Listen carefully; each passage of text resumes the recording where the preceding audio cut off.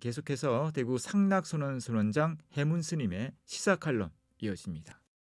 여러분 안녕하십니까? 봉덕동 상락선원장 비구 해문입니다. 부처님의 제자 가운데 만동자라는 비구가 있었는데 요즘 말로 엉뚱한 구석이 많았던 인물로 보여집니다.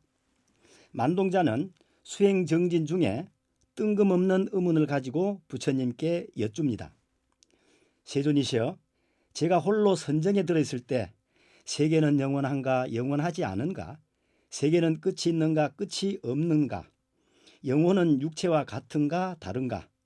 열애는 사후에 존재하는가 존재하지 않는가라는 의문이 떠올랐습니다 라고 하면서 이런 의문에 대한 답변을 요구했고, 만약 답변을 주지 않으면 부처님 곁을 떠나겠다고 생떼를 썼다는데 여러분은 어떻게 대응하시겠습니까? 부처님께서는 신이 일으킨다는 어떤 조화라든지 우주의 존재 원리와 같은 형이상학적인 문제에 대한 답변을 거부하셨는데, 이는 연기의 도리에 맞지 않고 올바른 수행도 아니며 해탈 열반으로 나아가는 길도 아니기 때문이라고 하셨습니다. 평소에 부처님께 쏟아지는 수많은 질문에 대해 부처님께서는 4가지 입장을 가지고 대답하셨습니다. 첫째는 단정적인 대답으로 일향기라고 합니다. 일향기식 대답은 생성된 것은 모두 사라지는가라고 질문을 받았을 때 반드시 사라진다라고 단정지어 대답하는 것입니다. 둘째는 조건에 따라 대답하는 것으로 분별기라고 합니다.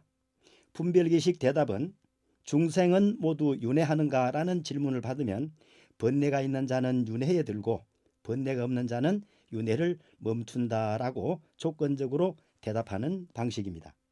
셋째는 다시 되물어서 대답해주는 반문기가 있습니다. 반문기식 대답은 인간은 뛰어난 존재인가라고 질문을 받았다면 무엇과 비교해서 질문하는가라고 다시 물은 뒤 깨달은 자와 비교한다면 열등하고 짐승과 비교한다면 뛰어나다라고 대답하는 형식입니다. 넷째는 만동자와 같은 형이상학적인 질문에 대해 사치기로 대답하는 것입니다.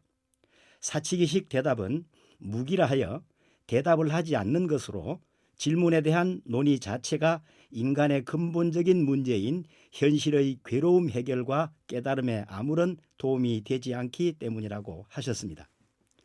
이런 4가지 방식을 써서 대답하신 부처님의 말씀을 횡설수설이라고 하는데, 이는 부처님께서 질문자를 깨우쳐주기 위해 어떻게 말씀을 하시더라도 조리에 맞게 잘 전개되어 절대로 이치에 어긋나지 않는다는 뜻으로 오직 부처님만이 하실 수 있는 말씀을 두고 횡설수설이라고 하는 것입니다.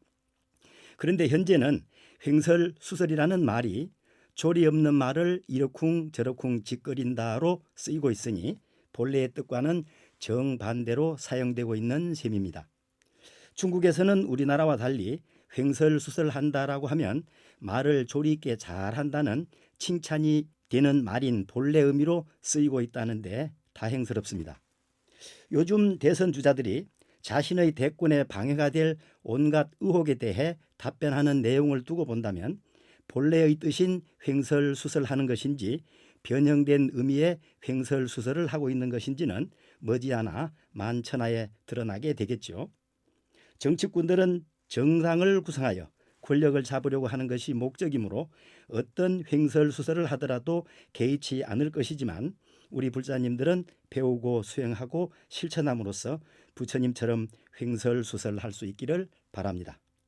오늘이 동짓날입니다. 불교계에서는 동짓날은 보시와 나눔의 날로 선업을 쌓아가는 문화로 자리를 잡았습니다. 코로나19를 넘어 오미크론까지 확산되자 방역 지침이 더욱 강화되어 인심이 흉흉해진 느낌인데, 동짓날 사찰에서 주는 새 달력을 받고 팥죽도 나눠 먹으면서 조심스럽게 이웃과 소통하는 따뜻한 정의 끈은 놓지 말아야 하겠습니다. 감사합니다.